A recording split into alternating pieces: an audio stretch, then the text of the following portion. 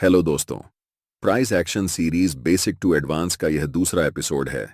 आज के वीडियो में हम डिस्कस करने वाले हैं सपोर्ट और रेजिस्टेंस के बारे में। यह प्राइस एक्शन सीरीज का सबसे महत्वपूर्ण कॉन्सेप्ट है, इसलिए इसे अच्छे से समझना बहुत जरूरी हो जाता है। आज के वीडियो में इस टॉपिक को इस तरह से समझाएंगे कि आप जिंदगी भर नहीं भूलोगे। इस वीडियो के दौरान हम सीखने वाले हैं सपोर्ट और रेजिस्टेंस क्या होता है, सपोर्ट और रेजिस्टेंस को चार्ट्स पर कैसे ड्रॉ करते हैं, और सपोर्ट और रेजिस्टेंस को यूज करके कैसे ट्रेड में एंट्री और एग्जिट करते हैं।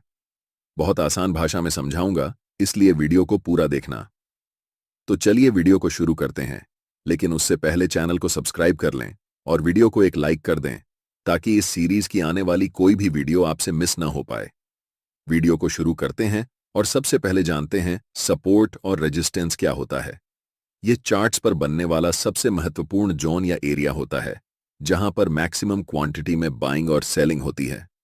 मार्केट के जिस लेवल या फिर जोन पर सबसे ज्यादा बाइंग होती है उसे हम सपोर्ट एरिया या जोन कहते हैं, और जिस लेवल या फिर जोन पर सबसे ज्यादा सेलिंग होती है उसे हम रेजिस्टेंस एरिया या जोन कहते हैं।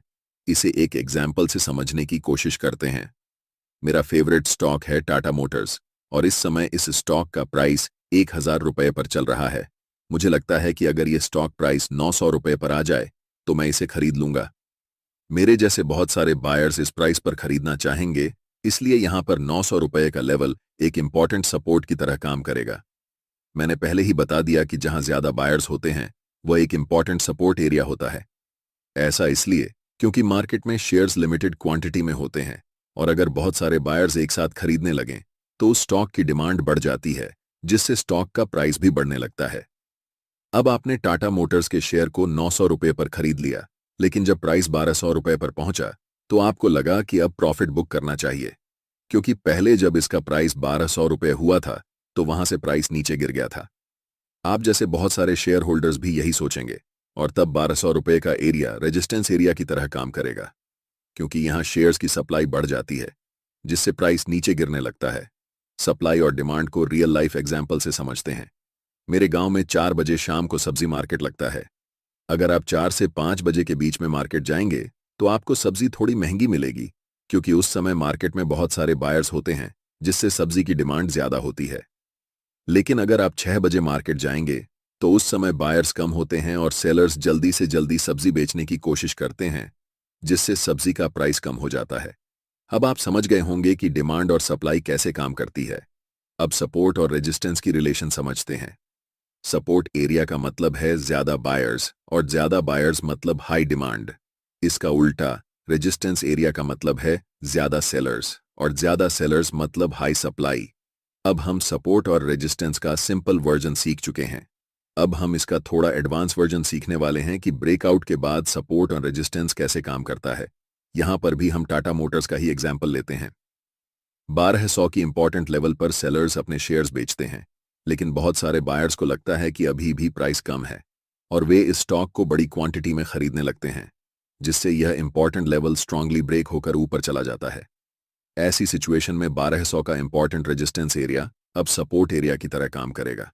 और इसका उल्टा, अगर 900 का लेवल ब्रेक हो जाता है और प्राइस नीचे चली जाती है, तो अगली बार जब प्राइस वापस ऊपर आएगी तो उस समय 900 का इंपॉर्टेंट एरिया रेजिस्टेंस एरिया की तरह काम करेगा। अब हम सपोर्ट और रेजिस्टेंस एरिया को लाइव चार्ट पर ड्रॉ करके दिखाते हैं। एक जरूरी बात, अगर आप चार्ट्स पर मल्टीपल इंडिकेटर्स का उपयोग करते हैं या एक साथ 4-5 चार्ट्स देखते हैं तो आपके पास ट्रेडिंग व्यू का प्रीमियम प्लान होना जरूरी होता है। इसका कॉस्ट 12,000 रुपये पर ईयर है। अगर आप ट्रेडिंग व्यू का सब्सक्रिप्शन फ्री में चाहते हैं तो आप अपना डीमैट अकाउंट शाम को ट्रेडिंग ऐप में खोल सकते हैं। अपने ट्रेडिंग को इंप्रूव करने के लिए सैमको में स्विच करें। सैमको आपकी ट्रेडिंग हिस्ट्री का एनालिसिस करके आपको आपकी गलतियों के बारे में बताता है, जिन्हें जानकर आप अपनी ट्रेडिंग को और बेहतर बना सकते हैं। एक ही प्लेटफॉर्म पर सभी एसेट क्लास में ट्रेड कर सकते हैं, जिसमें कमोडिटी डेरिवेटिव्स और करेंसी डेरिवेटिव्स भी शामिल हैं। यहां अकाउंट ओपनिंग फ्री है और पहले साल के लिए अकाउंट मेंटेनेंस भी फ्री है। म्यूचुअल फंड और आईपीओ में कोई कमीशन नहीं है। बाकी सभी एसेट क्लास में ट्रेड करने पर केवल 20 रुपए पर ऑर्डर ब्रोकरेज लिया जाता है, और यहां कोई भी हिडन चार्ज नहीं है। 1000 से ज्यादा स्टॉक्स पर 4 गुना लेवरेज मिलता है, जिसे आप लाइफ टाइम तक होल्ड कर सकते हैं। यहाँ पर आपको ट्रेडिंग व्यू का प्रीमियम वर्जन मिलता है, जहां आप मल्टी चार्ट लेआउट और 50 से भी ज्यादा इंडिकेटर्स का इस्तेमाल कर सकते हैं और चार्ट्स पर ही बाइंग और सेलिंग के ऑर्डर प्लेस कर सकते हैं। साथ साथ अपने स्टॉप लॉस और टारगेट को भी मैनेज कर सकते हैं। अगर आप डिस्क्रिप्शन में दिए गए लिंक से सैम को ब्रोकर ज्वाइन करते हैं तो आपको सीबी से रजिस्टर्ड एडवाइजर द्वारा दी गई रियल टाइम ट्रेडिंग एडवाइस बिल्कुल फ्री मिलेगी। अब हम सपोर्ट और रेजिस्टेंस एरिया को लाइव चार्ट पर कैसे ड्रॉ करते हैं। चार्ट्स पर सपोर्ट और रेजिस्टेंस एरियाज ड्रॉ करने के लिए सबसे पहले हमें स्विंग्स को आइडेंटिफाई करना आना चाहिए। स्विंग्स ऐसे पॉइंट होते हैं जहां से प्राइस रिवर्स होती है। स्क्रीन पर दिख रहा चार्ट 8 अक्टूबर का 5 मिनट टाइम फ्रेम में टाटा मोटर्स का है। सबसे पहले प्राइस इस पॉइंट से ऊपर गई, इसलिए इसे स्विंग लो कहेंगे। वहीं प्राइस इस लेवल पर पहुंचकर नीचे गई, इसलिए इसे स्विंग हाई कहेंगे। इसी तरह सभी स्विंग्स को चार्ट्स पर आइडेंटिफाई करते हैं। चार्ट्स पर ड्रॉ करने के लिए टूल्स में जाकर रेक्टेंगल टूल को सिलेक्ट करना है। टाटा मोटर्स की पहली 5 मिनट कैंडल का हाई एक रेजिस्टेंस की तरह काम करेगा और स्विंग लो, जहां से प्राइस रिवर्स होकर ऊपर गई, एक सपोर्ट की तरह काम करेगा। इसलिए दोनों लेवल्स पर हम रेक्टेंगल टूल का उपयोग करके एरिया ड्रॉ करेंगे। थोड़ी देर प्राइस ऊपर जाने के बाद इस स्विंग पॉइंट से प्राइस नीचे गई, इसलिए यहां पर हम एक रेजिस्टेंस लाइन ड्रॉ करेंगे। आगे प्राइस इस रेजिस्टेंस को ब्रेक करके ऊपर निकल गई। अब ध्यान देने वाली बात यह है कि यहां पर ब्रेकआउट हो चुका है, इसलिए जो लेवल पहले रेजिस्टेंस का काम कर रहा था, अब वह सपोर्ट का काम करेगा। आगे प्राइस 3 बार इस सपोर्ट एरिया पर आकर वापस ऊपर गई। यह होती है एक इंपॉर्टेंट सपोर्ट और रेजिस्टेंस लेवल की पावर। सबसे ऊपर वाले रेजिस्टेंस एरिया को प्राइस रिस्पेक्ट करके नीचे आती है।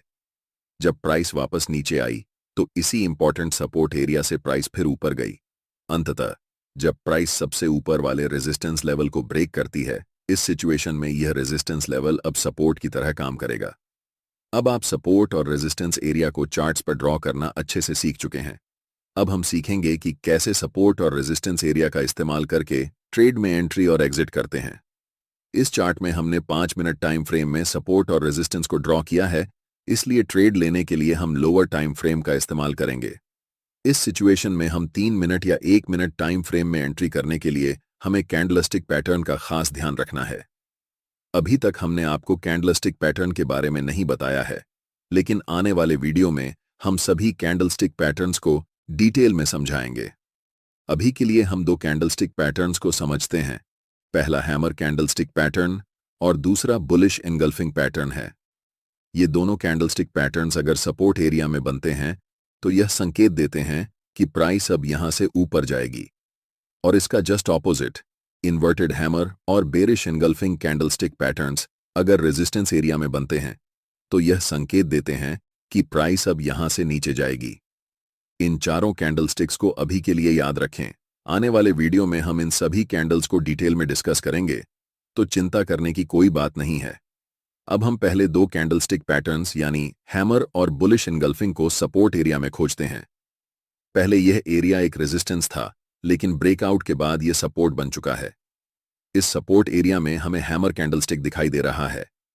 ट्रेड में एंट्री करने के लिए हम हैमर कैंडलस्टिक की हाई को मार्क करेंगे। जब नेक्स्ट कैंडल इस लाइन को ब्रेक करेगी तो हम ट्रेड में बाय पोजीशन में एंट्री करेंगे। हमारा स्टॉप लॉस हैमर कैंडल की लो या सपोर्ट एरिया में से जो ज्यादा नीचे होगा वह रहेगा। हमारा पहला टारगेट नियरेस्ट रेजिस्टेंस लेवल होगा। दूसरी बार जब प्राइस सपोर्ट एरिया में आती है तो यह एक स्ट्रॉन्ग बुलिश कैंडल बनती है। यहां भी ट्रेड में एंट्री के लिए इस कैंडल की हाई को मार्क करेंगे। जब नेक्स्ट कैंडल इस लाइन को ब्रेक करेगी तो हम ट्रेड में बाय साइड एंट्री लेंगे। हमारा स्टॉप लॉस बुलिश कैंडल की लो या सपोर्ट एरिया में से जो ज्यादा नीचे होगा वह रहेगा। हमारा पहला टारगेट नियरेस्ट रेजिस्टेंस लेवल होगा। अब हम सीख चुके हैं कि बाय पोजीशन ट्रेड में कैसे बनाते हैं। अब बात करते हैं सेल पोजीशन ट्रेड की। हमें रेजिस्टेंस एरिया में बेरिश कैंडलस्टिक पैटर्न खोजना है। वहां भी ट्रेड में सेल पोजीशन में एंट्री लेनी है। अपर रेजिस्टेंस एरिया में यहां एक बेरिश कैंडलस्टिक बनी है। इस कैंडल के लो को मार्क करना है, और जब नेक्स्ट कैंडल इस लाइन को ब्रेक करे तब ट्रेड में एंट्री लेनी है। हमारा स्टॉप लॉस बेरिश कैंडल या रेजिस्टेंस लेवल के ऊपर होगा और टारगेट नियरेस्ट सपोर्ट लेवल होगा। आज के वीडियो में इतना ही। ये वीडियो आपको कैसा लगा कमेंट बॉक्स में जरूर बताएं। सैमको ऐप का लिंक डिस्क्रिप्शन में है। ट्रेडिंग व्यू के प्रीमियम फीचर्स को यूज करने के लिए अपना डीमैट अकाउंट खोल सकते हैं। इस सीरीज का अगला वीडियो स्टेजेस ऑफ मार्केट होने वाला है, जिसे आप स्क्रीन पर क्लिक करके देख सकते हैं। वीडियो के अंत तक बने रहने के लिए आप सभी का धन्यवाद। आप ट्रेडिंग को सीरियस सीख रहे हैं।